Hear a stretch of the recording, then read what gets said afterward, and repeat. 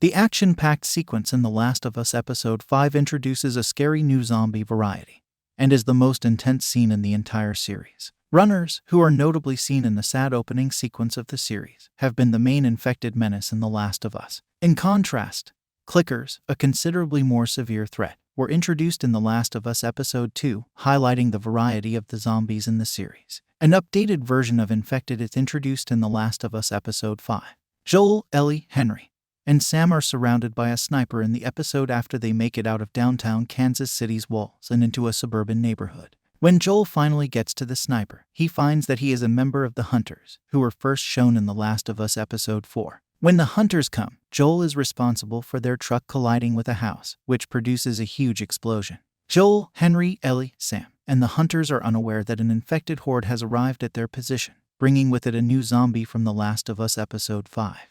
It's no surprise that the enormous zombie from The Last of Us Episode 5 is a bloater, a recognizable infected creature from the first The Last of Us game.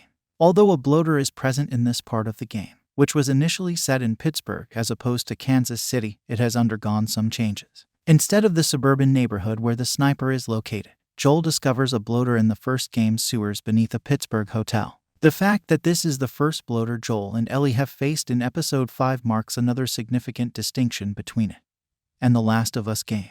Bloater first appears in Bill's Town in The Last of Us video game.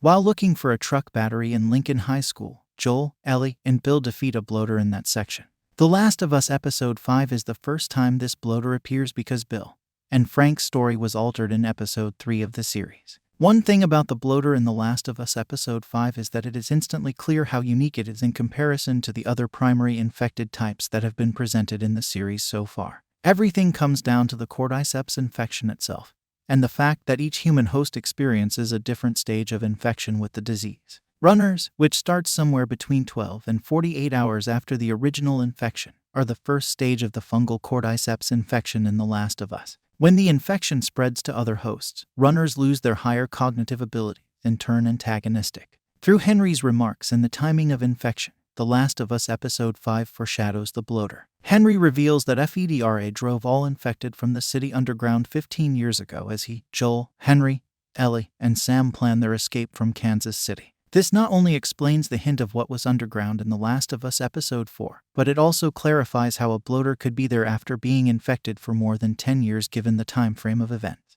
This is repaid in The Last of Us Episode 5 when the bloater is displayed in all its terrifying splendor. In the comments section below, please share your thoughts. To watch more breakdowns, subscribe to the channel and click the like button if you enjoyed the video. I'll see you again soon. Thanks for viewing.